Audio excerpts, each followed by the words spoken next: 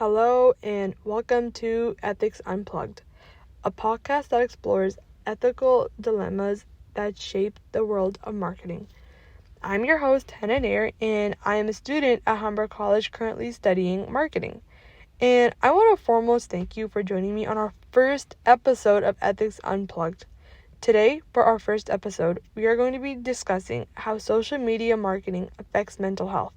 Throughout this podcast, we are going to be addressing different types of marketing strategies that have been harmful. We will also be breaking these down through real-life situations involving companies from all over the world through the lens of different types of ethical theories. Social media is something that we are all familiar with. It has become such a big part of our life that it's almost as if it consumes our life.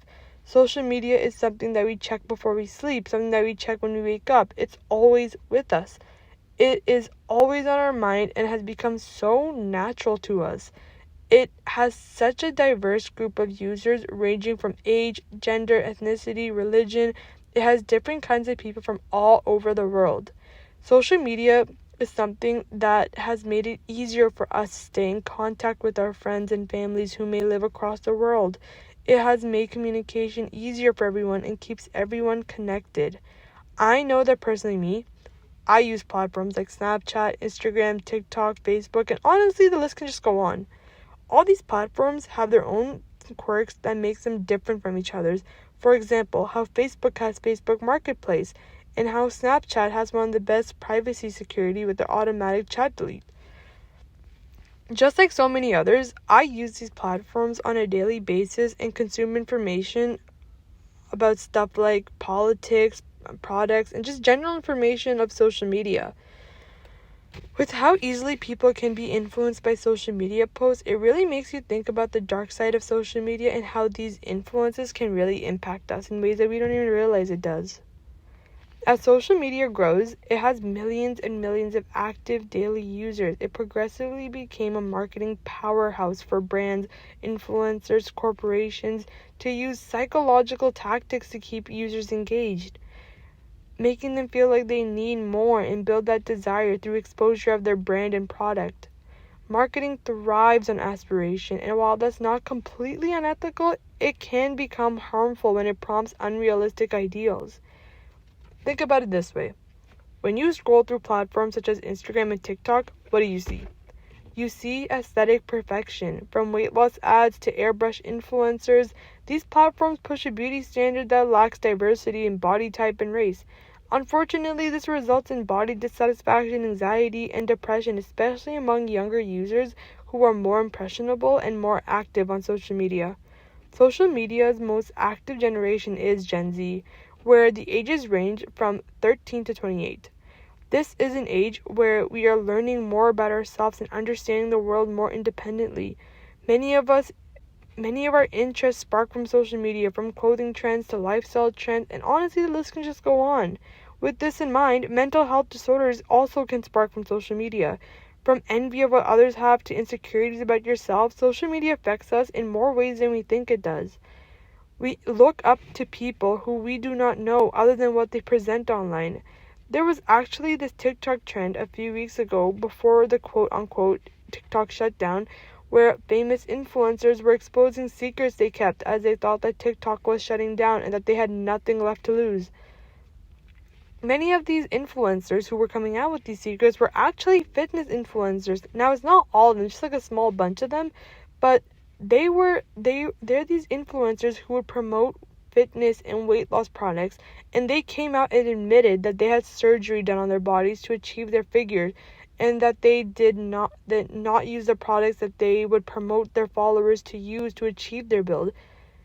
They had set unrealistic standards for their followers by misleading them and promoting useless products to them. They are the people that these consumers look to for advice on weight loss and bodybuilding. They gave them the impression that all they had to do was use these products to achieve their build, when that was not the case at all for them. They had surgery done on their body, which I would like to preface, there's nothing wrong with having work done on your body. It's their body, their choice, and no one should have an opinion on what they do to their own body. But lying about it as a fitness influencer is incredibly unethical, especially if you are crediting your build to random weight loss products that they are just getting paid to promote. They don't even use these products. I am also not saying that they're inclined to tell people about their surgeries, but as a fitness influencer, they should not be lying and telling consumers to buy these products to achieve their build when they have had surgery done to achieve their own build. They're setting unrealistic body standards that they can't even meet without doing surgery. There was this other influencer whose username is Baby Dumpling. She would upload videos of herself eating these family-sized meals all by herself, and she had this small figure and never seemed to gain weight. And it's not like she would eat these family meals like maybe once a week or like 3 times a month. She'd be eating these family meals 3 to 5 times a week. And when asked how, she'd say that she works out and promotes and then would promote weight loss products and would credit them to how she doesn't gain weight from eating all this food. Later on, come to find out, she spits out her food and cuts it out in videos and then edits the videos in a way where it's not detectable. This is so harmful, as people would watch her videos and say things like how even if they ate like half of what she eats in one sitting, they would gain weight right then and there, while she doesn't seem to gain even a single pound. She had set unrealistic standards through her actions and impacted people's self-image and had made people more insecure about themselves. But this entire time, she was lying, and no one knew this. We were watching her eat like this and spread all these lies, and we full-on believed her. We can even speak on the lack of diversity in online promotions. One example would be the company Tarte, who holds annual influencer trips. They get exposed almost every year for being discriminatory against women of color, where, for starters, it's mainly white influencers who get invited, but also how for the few women of color that had been invited, they were treated with worse rooms and were not included in any of the online promotions. Tarte was only being discriminatory against their influencers with a following count, and where larger influencers would be treated with better and nicer rooms with higher service, whereas the smaller influencers with less followings than them would receive minimal service and their rooms would be smaller and worse condition. And there were some influencers who had to share one bedroom with 3 other girls, while these big influencers had a whole suite to themselves. This builds off to what I mentioned before of envy and insecurities. Influencers become envious of each other and they feel insecure or inferior.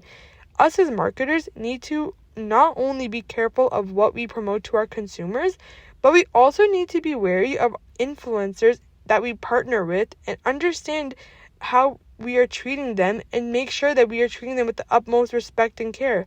They are human as well. They need to be treated with respect and care. Tarte is hosting them. Tarte invited them. Tarte flew them out to this island. They were responsible in ensuring that these influencers were welcomed and comfortable, and Tarte did not deliver on these responsibilities and hurt many influencers. I know that, speaking personally as a brown woman myself, I was very disappointed and upset at how, with over 50 women invited to this, there was only one brown influencer.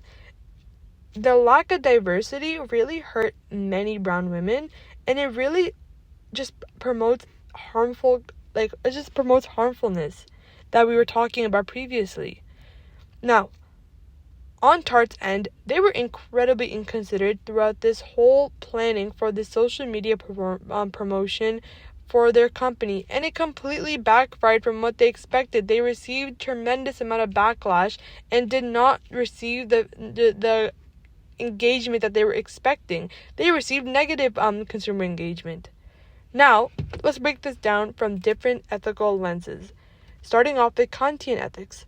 Kantian ethics is an ethical theory that is based on the principle that humans should never be used as a mere means to an end, but rather an end in themselves.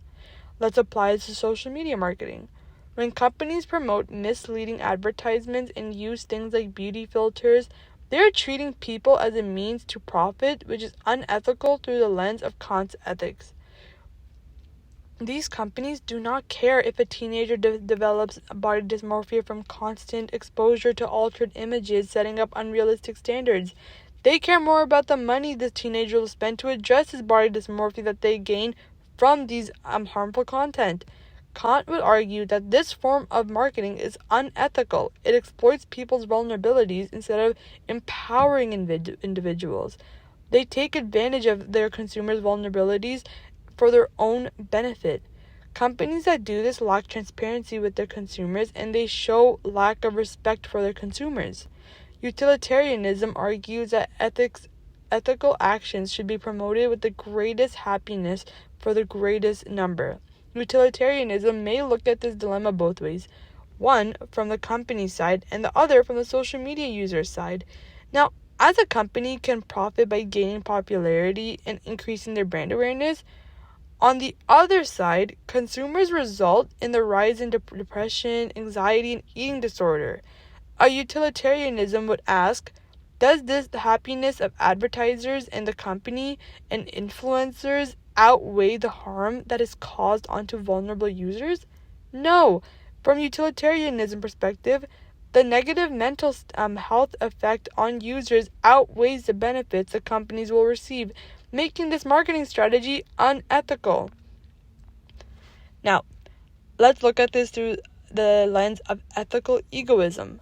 Ethical egoism takes a very different look on the situation compared to the other ethical theories I've just spoken of.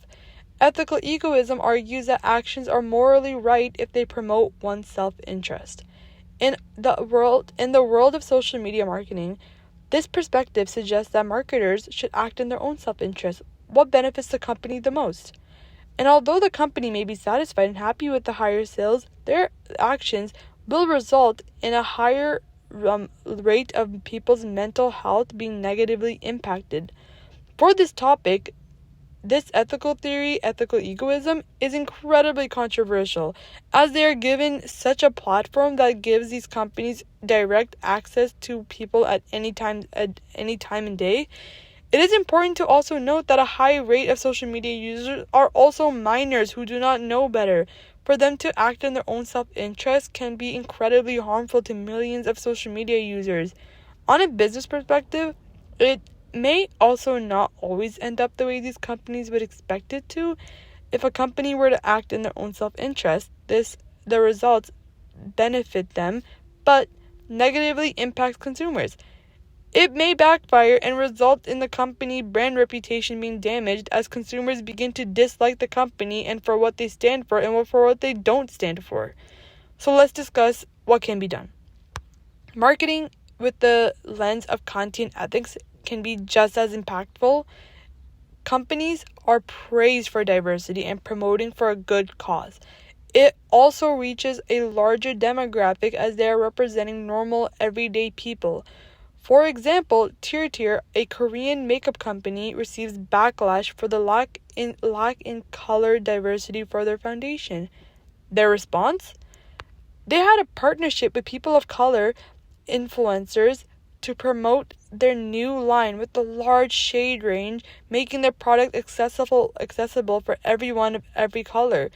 They posted on all sorts of social media content acknowledging their wrong and spread awareness on the importance of diversity. They were praised for their response and their action they took, and the company's sales skyrocketed. Their brand awareness skyrocketed.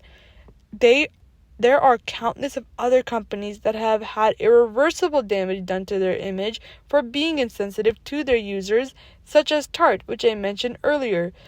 Companies can promote diversity and transparency in advertisements. They can promote awareness for all sorts of issues going on in the world.